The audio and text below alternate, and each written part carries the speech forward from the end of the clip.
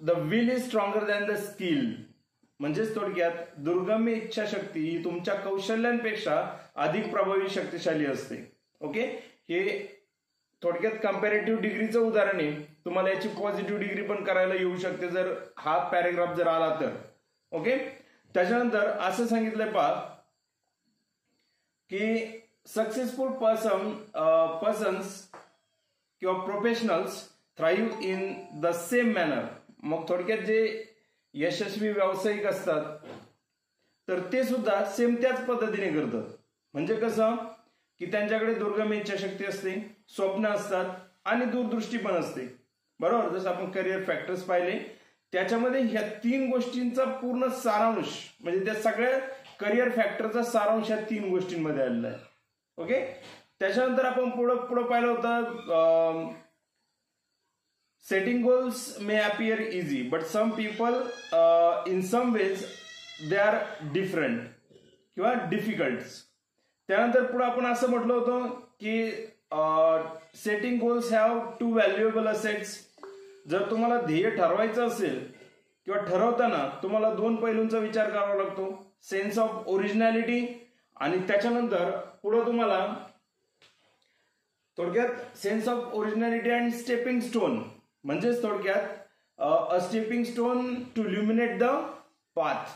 Okay, म्हणजे तुमचं ध्येयाचा मार्ग स्पष्ट करणारी जी पायरी असते, बरोबर, तर ती पायरी त्याचा आपण विचार केलेला होता. नंतर काही लोकांसाठी ध्येय ठरवणं सोपं असतं पण काही लोकांसाठी मात्र ते अवघड असतं, ही आपण पाहिलेलं होतं. त्याच्यानंतर तिथं जर आपण आणखीन एक गोष्ट जर पाहिली जिथं आपण काल येऊन संपलो होतो किंवा आपला तास ज्या ठिकाणी संपला होता तर तो होता एक्सपर्टच्या मते काय तर स्मार्टनेस म्हणजे काय किंवा एखादा व्यक्ती स्मार्ट आहे असं आपण केव्हा म्हणू शकतो तर त्याच्यासाठी त्यांनी काही स्टेप्स दिलेले आहेत आणि स्टेप्स काही वेगळ्या नाहीत. तर त्या पेज नंबर 22 नंबरच्या पानावरती जर तुम्ही पाहिलं तर थोडं बोल्डमध्ये वेगळ्या रंगामध्ये हायलाइट करून दिलेलं आहे तुम्हाला की व्हॉट इज स्मार्ट. स्मार्ट म्हणजे काय तर पहा, स्मार्टचा अर्थ असा दिलाय त्यांनी, smart goals are a methodology of thinking that helps people reach success. म्हणजेच स्मार्ट गोल्स जे स्मार्ट ध्येय असतात, सर्वोत्तम ध्येय असतात, ती सर्वोत्तम ध्येय ही एक विशिष्ट प्रकारची विचार पद्धती आहे. मेथडॉलॉजी ऑफ थिंकिंग म्हणजेच विचार पद्धती that helps people to reach success. आणि मग ती मेथडॉलॉजी काय करते किंवा ती विचार पद्धती काय करते तर व्यक्तींना त्यांच्या जीवनामध्ये ध्येय साध्य करण्यासाठी मदत करते. Smart stands for specific. S stands for specific. तुम्ही जर ते पाहिलं स्मार्टची स्पेलिंग जर पाहिली SMART. ओके, त्यातला यस जो आहे S stands for specific, then M stands for measurable, A stands for achievable, R stands for realistic and T stands for time bound.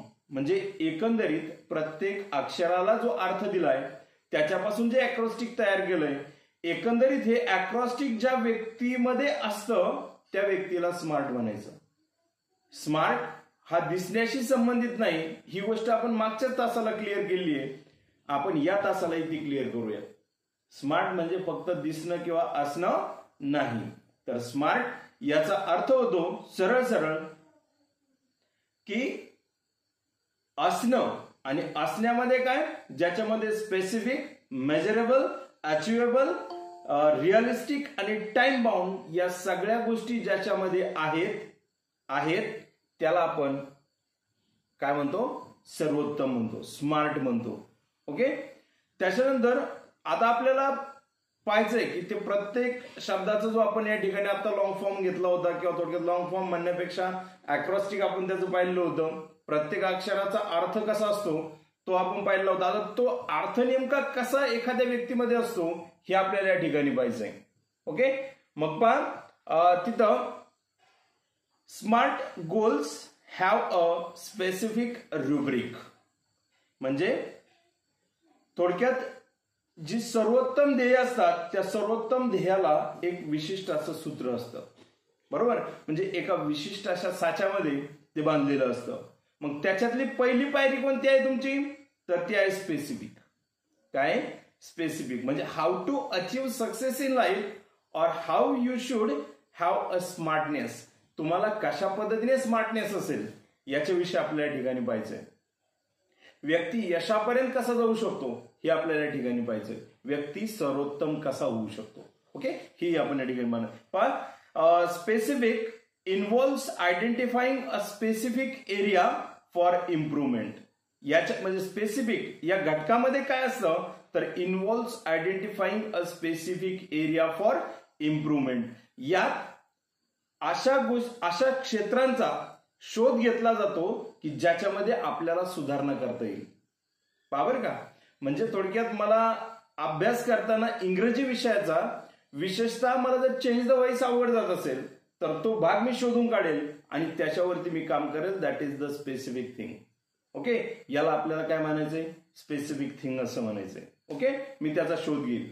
मला अभ्यास करताना आपल्या 6 विषयापैकी किंवा 10 विषयापैकी मला बीजगणित अवघड जातंय, बरोबर, अल्जेब्रा अवघड जातोय, जॉमेट्री अवघड जाते, सायन्स फर्स्ट अवघड जातंय, सायन्स सेकंड अवघड जातंय, इव्हन इंग्लिश अवघड जातंय. एवढंच नाही, इतिहास भूगोल अवघड जातोय, बरोबर. तर त्यावेळेस मी काय करेल, ते एका विषयाचा शोध घेईल. माझ्याकडे आता वेळ आहे, मी त्याच्यावरती काम करेल. म्हणजे ज्याच्यात सुधारणा करण्यासारखं जागा असते अशा क्षेत्राचा मी शोध घेईल. ओके, म्हणजेच थोडक्यात मी तुम्हाला पाठीमागे म्हणलो होतो बा, जो व्यक्ती खूपच हुशार आहे त्याच्यामध्ये मी जास्त सुधारणा करू शकत नाही as a English teacher. Okay, इंग्लिशचा शिक्षक म्हणून मी त्याच्यामध्ये खूप सुधारणा करू शकत नाही. पण ज्याला मार्क कमी पडतात त्याच्यामध्ये मात्र मला खूप मोठा सुधारणा करण्याची संधी आहे. तुम्ही कसं घेता याच्यावरती डिपेंड करेल आणि माझे प्रयत्न याच्यामध्ये आपण किती मार्क पाडतो हे ठरत असतं. म्हणजेच मला सांगायचंय काय तर एका विशिष्ट अशा क्षेत्राचा या ठिकाणी शोध घेतला जातो. The more specific the area the more refined the achievement of one's goal can बी.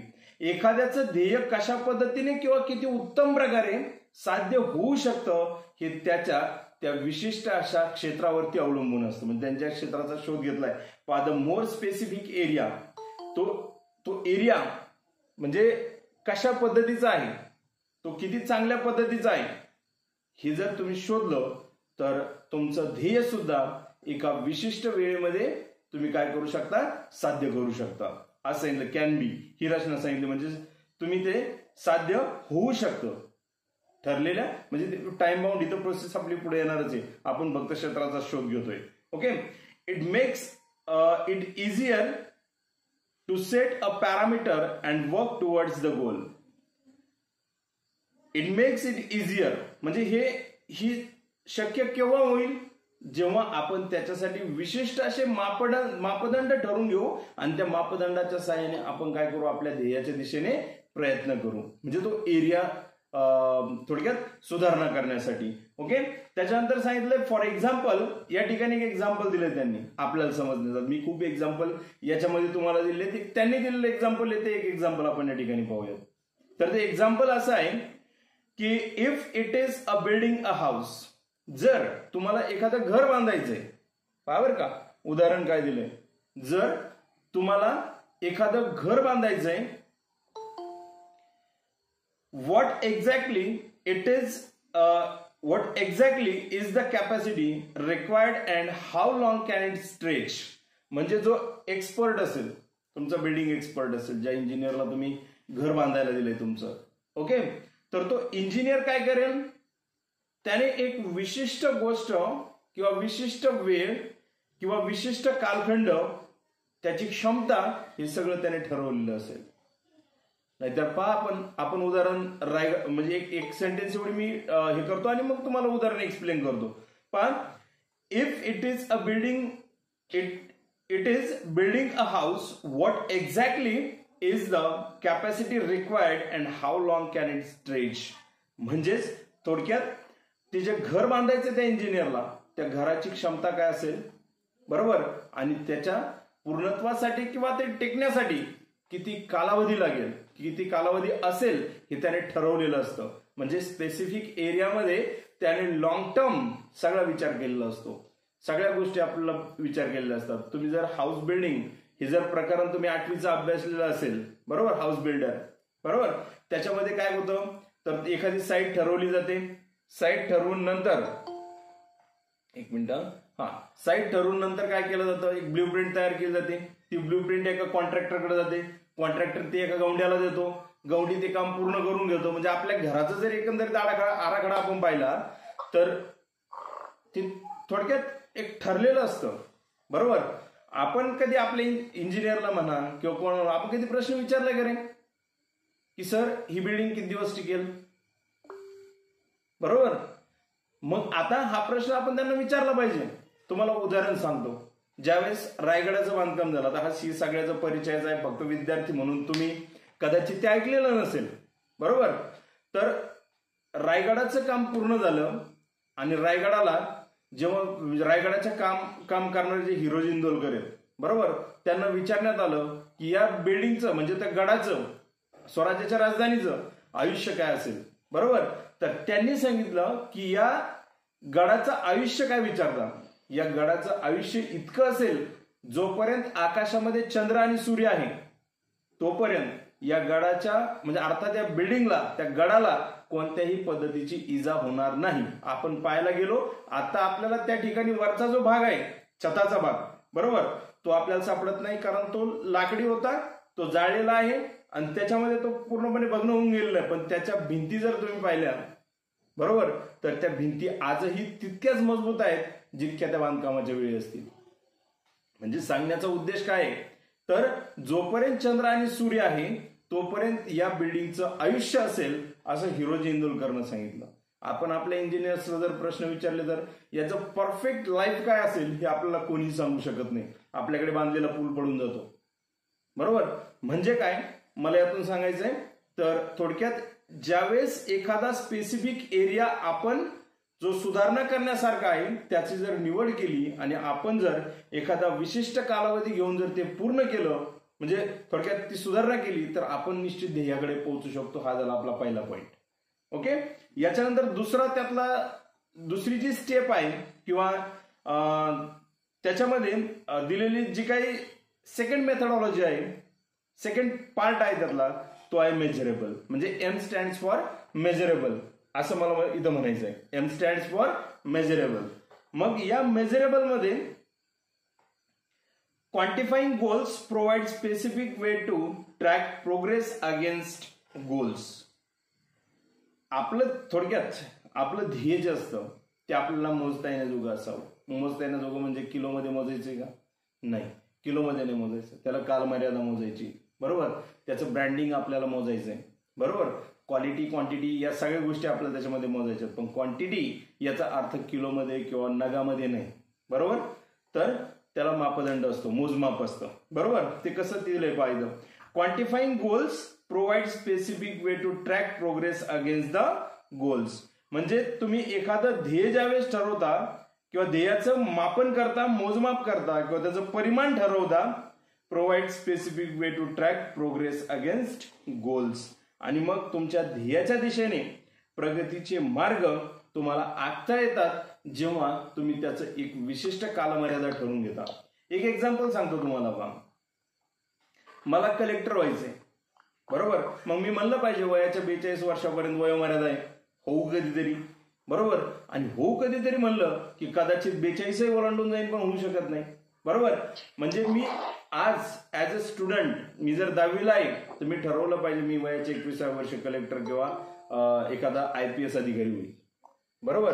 किंवा माझं जे ध्येय आहे, बरोबर, मी मिलेनियर होईल, मी बिलेनियर होईल, मी ट्रिलियनियर होईल, बरोबर. म्हणजे माझ्याकडे इतकी संपत्ती असेल, जर संपत्तीची एखाद्याला जर आस असेल, बरोबर, मी एक सोशल वर्कर होईल, मी एक चांगला मुलगा होईल, मी एक चांगला माणूस होईल.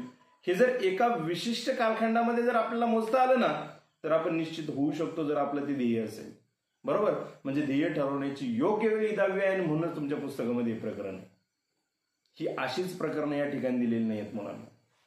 पण त्या ठिकाणी जर तुम्ही पाहिलं पुढची सेंटेन्स अशी दिलेली आहे, this makes it easy to benchmark performance throughout the goal period.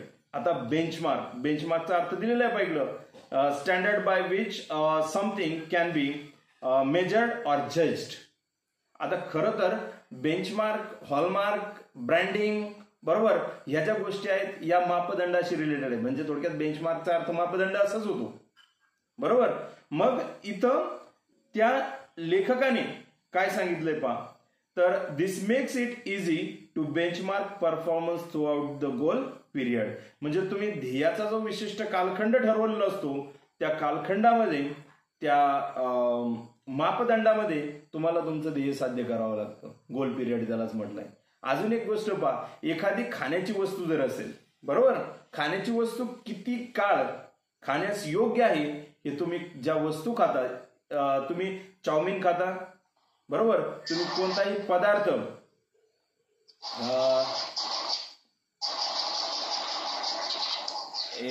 तुषार नावाचं कोणाचं ते अकाउंट पहा, एखादी वस्तू तुम्ही खाता, बिस्किट खाता, चॉकलेट खाता बरोबर, त्याचा खाण्याचा योग्य कालखंड पण दिलेला आहे. पहा, बेस्ट बिफोर त्या ठिकाणी लिहिलेलं असतं. जर त्याची मॅन्युफॅक्चरिंग डेट काय, एक्सपायरी डेट काय, मॅन्युफॅक्चरिंग डेट आणि बेस्ट बिफोर.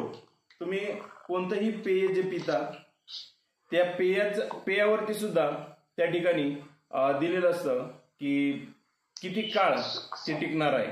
ओके, तुम्ही किती कालावधीपर्यंत ते पिऊ शकता हे त्या ठिकाणी दिलेलं असतं. ओके, मग इथं जर पाहिलं थोडक्यात तुमचं ब्रँडिंग कसं केलेलं असतं, ISI मार्क त्याच्यावरती असतो, काही खाद्यपदार्थांवरती, काही याच्यावरती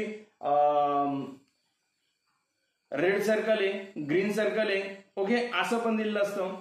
त्याच्यानंतर काही ठिकाणी हॉलमार्क्स दिलेले असतात, FSSAI असं एक आडव्या याच्यामध्ये मोठ्या अक्षरांकडून छोट्या अक्षराकडे जरा एक ब्रँडिंग केलेलं असतं. म्हणजे FSSAI म्हणजे काय, food safety and standards authority of India. ज्याने हे प्रमाणित केलंय तेच पदार्थ आपण खाल्ले पाहिजेत बरोबर. सरळ म्हणजे ही एक जनरल गोष्ट आहे. आणि मग याला आपण थोडक्यात मेजरेबल पण म्हणू शकतो. त्याचं एक एक्झाम्पल ते आपल्याला दिलेलं आहे पाहिजे, इन्क्लुडिंग एरियाज टू इम्प्रूव्ह. म्हणजे तुम्ही ज्यावेळेस गोल पिरियड ठरवता त्यावेळेस ती सुधारणा करता येण्याजोगं जे क्षेत्र आपण मागच्या पॉइंटमध्ये पाहिलं होतं ते पॉइंट तो घेऊन हा पॉइंट मेजरेबल आणि स्पेसिफिक या दोन्ही गोष्टी एकदाच साध्य करायच्या आहेत तुम्हाला, असंच त्या ठिकाणी सांगितलंय.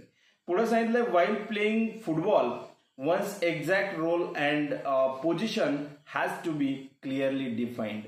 फुटबॉल खेळताना पावर का, फुटबॉल खेळताना त्या खेळातील प्रत्येक व्यक्तीचा एक्झॅक्ट रोल, त्याची भूमिका काय आहे ती भूमिका निश्चित केलेली असते. त्याचं स्थान खेळामध्ये निश्चित केलं असतं. गोलीच्या जागेवरती काम करतो, गोलटी आपण त्याला म्हणतो बरोबर. तो त्याच्या जागी असं काही झालं का तो बॉल आणायला तिकडे गेला नाही, त्याच्या जागी त्याचं काम आहे बॉल त्या जागेच्या आतमध्ये येऊ द्यायचं नाही बरोबर. म्हणजे त्याने त्याचं काम सोडायचं नाही. अर्थात एखाद्या मेजरेबल मध्ये काय करावं लागतं, तर आपली ठरलेली जी विशिष्ट अशी पोझिशन आहे ती पोझिशन आपल्याला मेंटेन करावी लागते. याच्याही पलीकडं आणखीन एक गोष्ट अशी आहे की आपण खेळत असताना खेळामध्ये आपलं पोझिशन ठरलेली असते. खो खोचा खेळ पहा तुम्ही, क्रिकेटचा खेळ पहा तुम्ही, कीपर कधी याला जाऊन उभा राहील का, बाउंड्री जाऊन उभा राहील का, नाही, त्याची जागा ठरलेली आहे बरोबर. या आतल्या सर्कलच्या आतमध्ये किती फिल्डर असणार, सर्कलच्या बाहेर किती फिल्डर असणार, म्हणजे पॉवर प्ले काय असतो हे सगळं ठरलेलं असतं. हे तुमच्या ओळखीचे खेळ आहेत म्हणून तुम्हाला सांगतो. आणि पुढचं उदाहरण मी तुम्हाला देणारच आहे. पुढचं उदाहरण असं आहे की मेजर ध्यानचंद नाव सगळ्यांनी ऐकलेलं असेल. पहा, मला जे तुम्हाला म्हणजे एखाद्या खेळाचं प्रावीण्य काय असतं बरोबर, खेळामध्ये निपुणता काय असते ही मला तुम्हाला या ठिकाणी सांगायची. अर्थात व्हॉट इज स्मार्ट हेच मी तुम्हाला एक्सप्लेन करतोय आणि त्याच्यातला M मेजरेबल हा एक्सप्लेन करतोय. पण मेजर ध्यानचंद यांना तुम्ही हॉकीच्या बाबतीमध्ये ओळखता.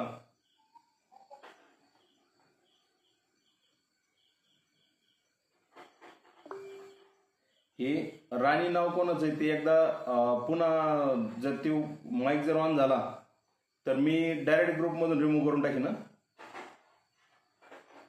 डिस्टर्ब करायचं नाही अजिबात टीचिंग करताना. काही अडचणी असतील तर माईक ऑन केल्याच्या नंतर डायरेक्ट मला विचारा. ऑन करायचं बंद करायचं ते काही कामच नाही. तर मेजरेबल याच्यामध्ये जर एकंदरीत तुम्ही पाहिलं तर मेजर ध्यानचंद यांना आपण हॉकीच्या बाबतीमध्ये ओळखतो. त्यांना थोडक्यात ऑलिम्पिक खेळताना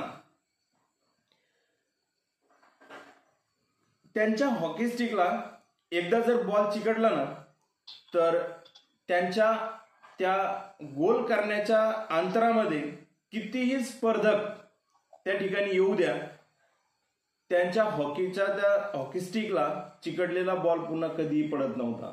इवन त्यांचा हॉकी स्टिक कित्येक वेळेस चेक केलेला आहे की यांच्या हॉकी स्टिकला तो चेंडू चिकटतो कसा. म्हणजे त्यांनी हॉकी स्टिक उचलली, चेंडू हॉकी स्टिक बरोबर उचलतो, बरोबर. आणि त्यांनी तो बॉल पुन्हा जमिनीवरून लोटायला सुरू केला की तो बॉल हॉकी स्टिक सोडत नाही. हे बऱ्याचदा चेक केलं गेलं. मग आता मला हे सांगायचं आहे की याच्या मागचं खरं कारण काय असेल रे. त्यांनी त्यांच्या हॉकी स्टिकला फेविकॉल लावला असेल का? त्यांच्या हॉकी स्टिकमध्ये लोहचुंबक असेल का? त्यांच्या हॉकी स्टिकला लोहचुंबक असेल तर बॉल लोखंडाचा पाहिजे किंवा लोहचुंबकाचा पाहिजे, म्हणजे तो त्याला चिकटून राहील, बरोबर. पण तसं नाही.